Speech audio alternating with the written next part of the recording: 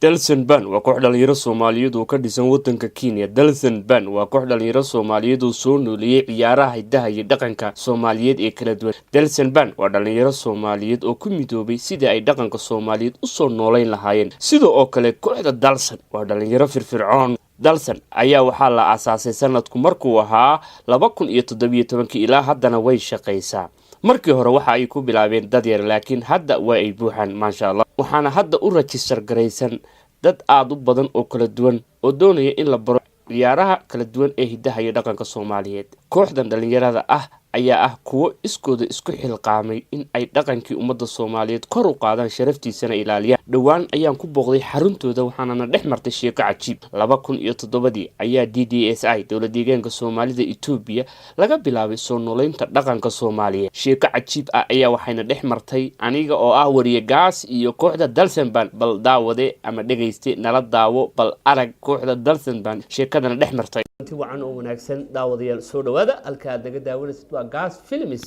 dhawaan waxaan booqday kooxda Dalsan Ban oo ah koox dhalinyaro ah oo dhaqankii soo nooleysay. dabcan dhaqankii soo nooleysay waxaan ka wadaa koox hidaha iyo dhaqanka Soomaaliyeed ka ciyaarta dalkan Kenya gaar ahaan xaafadda Islii. daawadayaal waxaan wali bartamaha kaga jirnaa barnaamijkeennii aan ku booqanaynay kooxda Dalsan Culture ama Dalsan Ban. garbahayga waxaa fadhiya dhalinyarada quruxda badan ee hidaha iyo dhaqanka ku soo labistay. gabdhaha sidoo kale inkastoo ay gudoomiye gabadhan Samiiro la dhaho inaan dharka dhaqanka soo xiran waana ka cudur daaranaya mar kale soo xiran doontaa.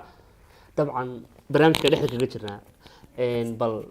hal iyo laba hadaan in weydiiyo Saaray oo hadda aan chance yar aan ku siiyo. tusaale ahaan hadda hadii lagu dhaho Soomaaliya tag hidaha iyo dhaqanka bal Saaran waxaan sheegayaa Xabsa tusaale ahaan hal hees oo hidaha iyo dhaqan ma taqaanaa? maya dabcan laakiin dhaantada aad baad u taqaanaa. dhaantada waa ciyaar aqaana. okay bal dhaantada meeqay u kala baxaan bal? dhaantada iyo dhaqanka horta Soomaaliyeed aad bay u badan tahay laakiin wax yar ka aqaana. dabcan waxaan u maleynayaa gabar waqooyi bari dalkeena ka timaad Saarugeed baad taqaanaa. Saarugeed no dabcan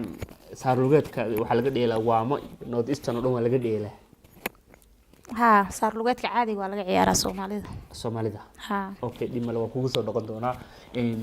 Mr. Samira soo dhawoorta Samira Soomaali waa daba aad iyo aad u maasantahay. okay bal dabcan hadda adiga hadaan chance ku siiyo su'aalaha ugu badan baan ku weydiinaya because waxa tahay gabadha kaliya gudoomiyaha kooxda. okay kooxda Dalsan Ban ama Dalsan Culture goorma la aasaasay? Dalsan Culture waxa la aasaasay bishii 2 taariikh 14 2017 wax saa u badan ma jiraan 2017 baa la aasaasay. okay dabcan waxa jira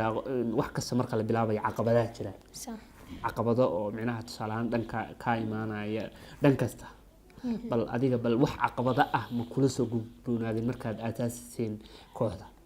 runtii caqabado way iska fara badan yihiin laakiin waxaa la dhahay caqabado kasta oo jirta hiigsi hamiga leedahay hadduu fog yahay meesha hamiga ka leedahay aad arkaysa caqabado kasta oo ka hor imaado wax oo dhibaato aad u arkaysa male. waan soo marnay aniga Dalsan dadka asaasan ka mid ahaa 6 qof oo ku asaasnay. haddana Dalsan waxa u register-gareysan 8 ruux. saa ee tahay dadka soo xaadiro oo wax ka bartan 32 ilaa iyo dhowr ee gaarayaan casharada si toos u qaato. sidaas ay tahay caqabado fara badan waa soo marnay anagoo hool lahayn anagoo guri ku shireen anagoo wax lahayn maasha Allah laakiin maadaama hadda muddo 2 sano iyo wax la jiraan asaasanahay caqabadii faraha badnaa waa ka soo gudubnay hooyna la imaado waxyaalo fara badan aan ka bedelnay way jirtaa hooyna la imaado team register-gareysan dad la aqoonsan yahay dad bulsho ku xiran oo maanta la dhihi karo reer Dalsan waray halkay joogaan yaaba la dhihi karo lagu imaan karo ما شاء الله الحمد لله. okay طبعا هذا waxaa jira tusaalahan micnaha adiga su'aalku shakhsiyaanta aan weydiinay. tusaalahan markaad kooxda asaasayeen wax challenge ah ma kala kulantay dhanka familkaaga? horta bema family waan kala kulmay oo iska jiray caqabado. markii ugu horeysay aan asaasay wuxuu maleeyay inaan fanaan iyo heesaysay waxyaalahaas inaad fanka soo galeysay. marka waxa la yiraahdaa waxa hooyga fanka ma naqata la yiraahdaa fankana horta waa qayb kamid ah dhaqanka soomaaliyeed laakiin ana marka fanka iyo dhaqanka iyo weriyi horta maba kala ma maarmaan kala maarmaan oo isku waa doon isku baan fan saarana isku doontii un baan saarana iyo abwaanka iyo sportiska oo kale kulli waa wada fan laakiin marka dambe waan ka dhaadhiciyey inuu hadafkayga intaas u kaban yahay aan rabo bulsho wax ka bedelan bulsho dhaqankeedu ku dhegan bulsho maanta afka iyo hidiya dhaqankeeda haysata inaan rabo inaan soo saaro ayagana way igu taageereen markaas okay dabcan hadda wax micnaha sponsor ama wax in kharash gareeya ma jiraan oo tusaale ahaan dhanka dowladda ha noqoto dhanka xildhibaanka ha noqoto bal hal iyo labo maya wax uuna qarash gareeyay waxyaalahaas ma jiraan dhalinyaradeenna anaga isku tiirsan anagaan mar waliba ka shaqeyno sidaan in u horumari lahayn afkeena iyo hidaha iyo dhaqankeena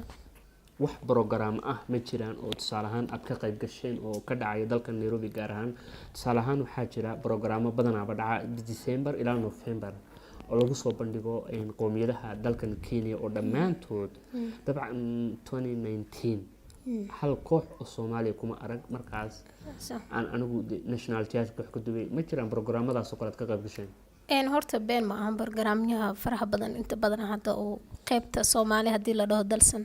waa qaybta ugu taagan tahay maxaa hadii la dhaho kooda luuliyo kale 15 May oo kale xafladahaas marka la qabanayo labada sano u dambeysay dadka qabanayo oo qaban qaabinaya ahayn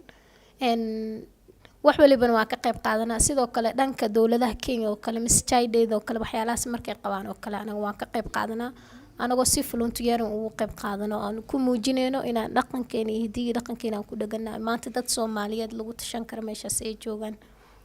okay dabcan hadda waxaa jira qof walba hami buu leeyahay ama mustaqbal fog buu leeyahay dabcan waxaa tahay xubin ka tirsan kooxda dalsan baan micnaha soo ma rajeynaysaan mustaqbalka inaad guul ka soo hoysaan programada aad qaban doontaan ama aad dadka usoo bandhigi doontaan tusaale ahaan dalkii hooyo lagama yaabo inaad ku noqotaan oo iyana aad bartaan dhaqankii iyo hidaheennii suubanaan waa taas waxaan hadda aan u dadaaleyno aan mar waliba ku rajabeynahay inaan helno dad beritana bedeli doono oo maanta dhaqankii siduu u noqdo mid sii jira maanta hadda anaga booskaas ka baxno dadna bedeli karo oo sii wadi kara in la heli karo sidoo kale dad dhaqankiisa ka taga inaan la helin oo dad dhaqankiisa ku faano maanta wax waliba dhaqan markii la dhaho dadka qaar waxay ka aaminaa dhaqankaashiis maxaa diinta xitaa wax ka baxsan waa waxa aaminsan yihiin Soomaalideena way iska jiraan in ay dhaqanka ay dhahaan qofka fanka iyo dhaqanka way isu soo shabahaan dabcan dhib ma leh adinka hadha dabcan daawadayaal mar labaad iyo mar saddexaad soo noqod wanaagsan wali waxaanu bartamaha kaga jirnaa barnaamijkii aan ku booqanay kooxda Dalsan Band ama Dalsan Culture de waad aragtaan wali barnaamijku wuu sii socdaa wali fari kama qodna gabdhaha quruxda badan ee maasha Allah iyo wiilasha dharkii wata inkaasna horaan isu naqaanay long time ago ba isu kaydemisay waqtiyo hore laakiin hadda la is aragnay dabcan hadda waxaan ku soo dhaweynayaa afayeenka kooxda oo la dhaho Axmed waxaan kugu daraa walaal عبد الرحمن وطبعا هدي هذا سهل وحنا كلا نقولنا بيج شو يراي مستيريو كله سينكارا سينكارا اوكي سو دورت احمد سفيع ودوي طبعا وحاط هاي افيين ككوخدا دلسن بان اما دلسن كالجا سفيع اوكي بل هذا ما اني قرشيسن سنتكن وسي dhamaanay gabagabo bal maxaa qorshayaashii nagu sheegi karta hal iyo labo والله horta sanadku sii dhamaanaya sanadkan project fara badan aan lahayn ba cudurka balada ah ee adduunyada kala saameeyay coronavirus iyo xogaa waxyaabo kale iyo ayar baajiin fahmaysa saas taayna kama gaabinayna projectgeena ilaa yani salka ka gaarno insha Allah okay tusaalahan hadda Axmed hadda wiil la yiraahdo baa ku nool xaafadda isli kana tirsan kooxda Dalsan Band markii kuugu horeysay aad kooxda soo galeysay dabcan wax caqabada ah ma la kulantay ama wax challenge ah may direct soo gashay direct soo galaa okay dabcan asxaabtaada marka tusaalahan wiilashii ka soo horeeyay dabcan way jiraan de adigii on daatadii aqoonin nimankan ay yaqaaniin xogaa little bit wiilash markay isugu yimaadaan ku adkayn soo ma jiray lahayn iyo dabcan soo caqabada iyo kalama kulmin dhankaas wallahi marka meesha ku cusub tahay horta qasab waxa ah in caqabada iyo challenge kala kulantid dabcan aniga kula hadlay wariyaal soo manihin salahan nin studio aan uga soo horreeyay marka lay keeno afkan wuxuu xaraadeen hore u socon dabcan amba ka baan sii galay dabcan arrimahaas oo kale ma ka qabsaday kooxda wallaahi maya gacmo furan iyo weji furan inta Iyo wali qalbi furan baa lagu soo inta dhaweeyay. wali soo dhaweeyaa okay dabcan in muddo intee leeg baad ku jirtay kooxda kooxda ku dhawaad sanad sanad dabcan waxaan u maleynayaa inaad sanadka hore soo gashay zaid sanadaad soo gashay حتى تصالحان دانتوين كأبليشان عاد وفربدين هذا قبل دانتوين كهذا كيني اللي قدي تصالحان ودن كيني تصالحان قبل كوقوي بريد دل كيني ما كتقانا تصالحان محل لها